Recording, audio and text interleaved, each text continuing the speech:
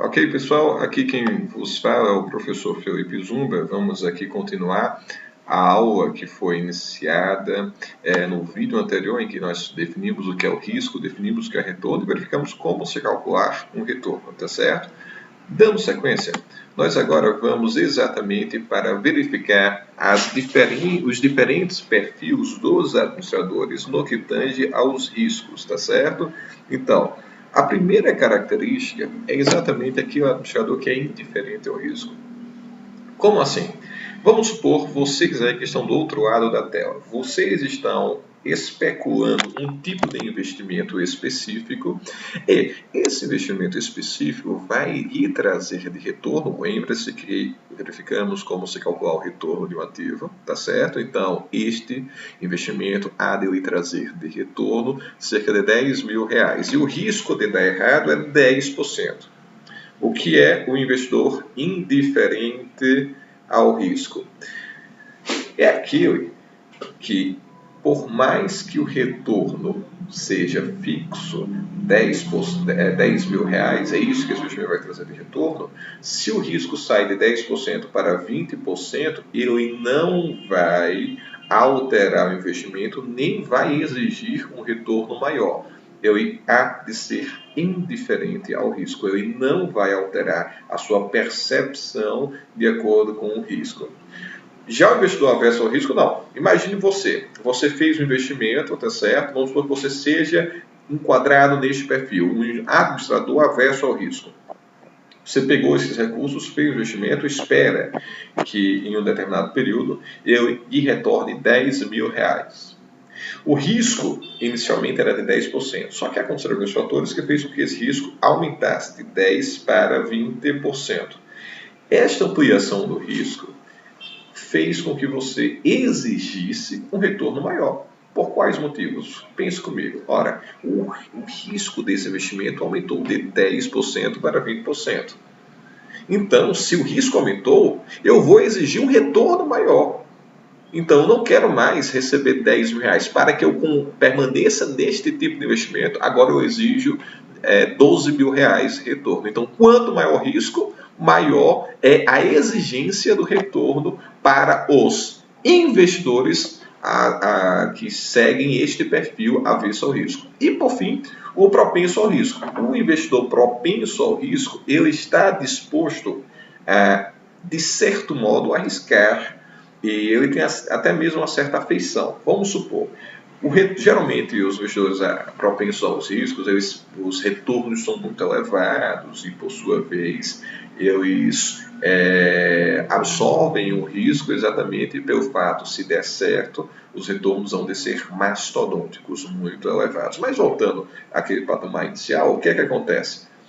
Se o risco aumenta, o investidor aqui está disposto a receber retornos inferiores àquele inicialmente exigido. Se o retorno exigido foi de R$10.000, o risco aumentou de 10% para 20% e o retorno exigido diminuiu, eles absorvem isso, tá entendendo? Porque eles são propensos aos riscos, haja vista que eles estão dispostos a assumir elevados riscos em troca de retornos mastodônticos, retornos muito elevados. E aí, nesse gráfico, nós ilustramos bem. Perceba que esta parte aqui, ó, quem é indiferente ao risco, o risco saiu de x1 para x2, houve um aumento no risco de x1 para x2, e o indiferente ao risco permaneceu com seu retorno exigido constante.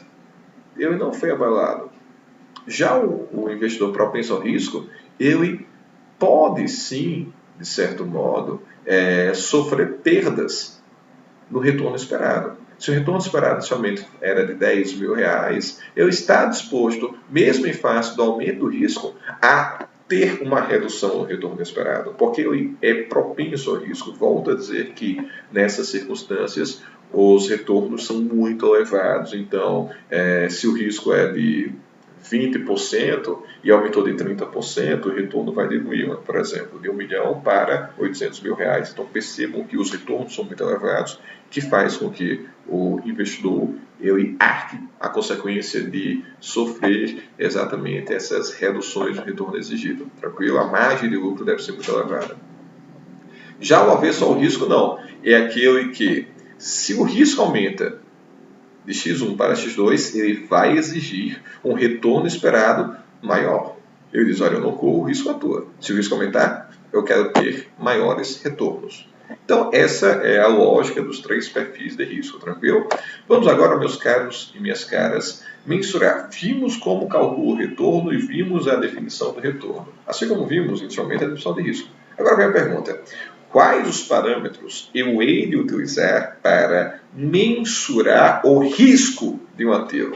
Bem, os 3 parâmetros já estão aqui incluídos, né? Amplitude, desvio padrão e coeficiente de variação. Vamos começar pela amplitude. Antes de eu iniciar essa questão vinculada à amplitude, é muito importante que vocês saibam que há a famosa mensuração de cenários. Você vai ter que analisar o cenário. Como assim? Para você mensurar o risco, você vai ter que levantar perspectivas futuras de um investimento. Como seriam essas perspectivas futuras de um investimento?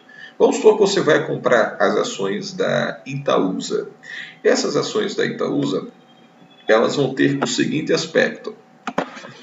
E aí, pessoal, nessa circunstância, você vai ter exatamente os cenários. Então, vamos lá, voltar para o exemplo da ação da Itaúsa. Eu tive que dar uma pausa aqui, recebi uma ligação, mas enfim, retomando a aula. Verifiquem. Vamos supor que você é um investidor e escolheu as ações da Itaúsa, tá certo? Então, as ações da Itaúsa vai te dar um retorno de 25% no ambiente otimista, vai te dar um retorno de 15% no ambiente mais provável e vai te dar um retorno de 8% no ambiente pessimista. Então, você vai ter 3 cenários: o cenário otimista, o cenário mais provável e o cenário pessimista. Essa extrapolação de tendências de um cenário futuro, ela tem que ser medido em um cenário favorável, um cenário mais provável e um cenário mais pessimista, um cenário desfavorável. E tudo isso vai ter a probabilidade de ocorrência desses eventos. Tranquilo? Então, nessa circunstância, vamos lá. A amplitude, ela vai ser exatamente o retorno do cenário mais provável menos o retorno no cenário, desculpe, a amplitude ela há de ser o retorno no cenário otimista, desculpe pessoal, não mais provável, o retorno no cenário otimista menos o retorno no cenário pessimista.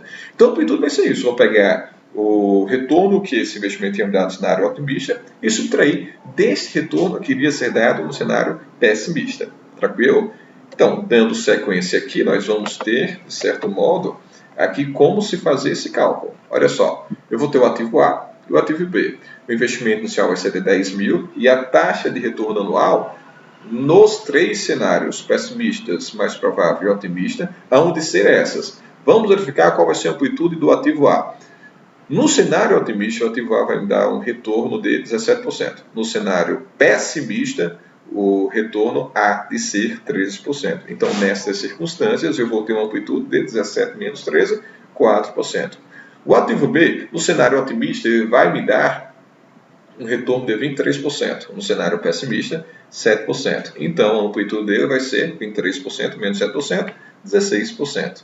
Nestas circunstâncias, eu vou ter o seguinte aspecto. Sob a ótica da amplitude, qual ativo iria me oferecer o maior risco? O ativo B.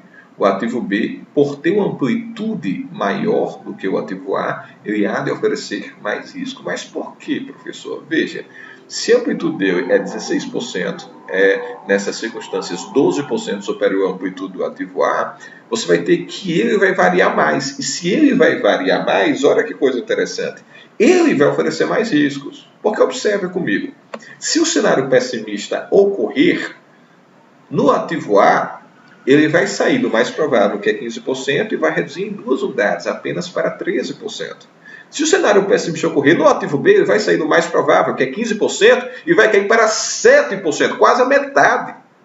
Então, verifique, quanto maior a amplitude, menos previsível há de ser a extrapolação, a previsão do retorno desse ativo.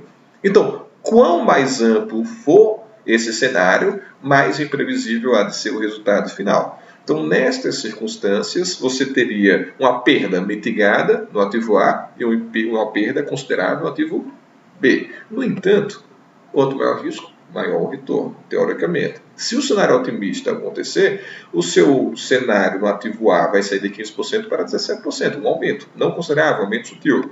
Se for o ativo B, você vai sair de 15% para 23%. Perceba que o retorno vai ser bem mais favorável nessas circunstâncias. Porém, vem a pergunta, valeria a pena você assumir o risco? Porque se perder, cai para 7. Aqui cai para 13. Então, qual dos ativos oferece um maior risco? O ativo B, pelo fato da sua previsibilidade estar mais dispersa. Nós podemos verificar isso nesse gráfico. Observe aqui. Aqui é exatamente a probabilidade de ocorrência, então você vai ter 25, aqui está entre 0,20 e 0,30, ou seja, 0,25, 25% de chance do retorno ser no ativo A de 13%, no ativo A. Você vai ter 50% de chance do ativo A dar um retorno de 15%, entre 13 e 17 é 15%, e você vai ter 25% de chance também de dar um retorno de 17%. Então vamos lá, em um cenário futuro, eu posso vos dizer claramente que o retorno do ativo A vai estar entre 13% a 17%. Então observe você que está aí do outro lado, assistindo essa aula. Eu te digo, olha, se você comprar essas ações, o retorno vai ser entre 13% e 17%. Vai ser nessa faixa etária. Você já se programa para o cenário pessimista. No mínimo dos casos, eu vou ter um retorno de 13%. Então você observe que os dados estão mais concentrados nessa faixa, o que torna a previsão do retorno futuro do ativo A mais certa. Já nesta outra circunstância, no ativo B, você nota que você vai ter uma dispersão maior. 7% com 0,25% de probabilidade, ou 25% de chance disso acontecer, 23% de retorno, né, com também 25% de chance de acontecer, ou 0,25%, e 50% de chance de acontecer o cenário mais provável. Mas aí eu te digo agora, eu te pergunto, nesse cenário do ativo B, eu vou te dizer, olha, você vai comprar esse ativo B e ele vai dar um retorno que vai variar de 7% para 23%. Você concorda comigo que pelo fato dos dados estarem mais dispersos, a previsibilidade futura deste ativo B há de ser mais também dispersa e, por sua vez, menos previsível? Então, quanto mais dispersos os dados hão de estar, maior sua amplitude, maior o grau de certeza e maior o risco. Ok? Então, a amplitude ela é uma primeira métrica para você verificar o risco de um determinado ativo. Ok, pessoal? Aqui você vai ter a distribuição dessas probabilidades. Percebam que aqui a concentração ela é menor e pelo fato da concentração ser menor no ativo A, a probabilidade de você acertar o futuro, a cotação futura desse ativo há de ser também valorizada, há de ser também aumentada. Já o ativo B, por ter uma dispersão maior, a probabilidade de você acertar o futuro ela há de diminuir. Tranquilo? Então, pessoal, na próxima aula nós vamos verificar como é que fica o cálculo do desvio padrão.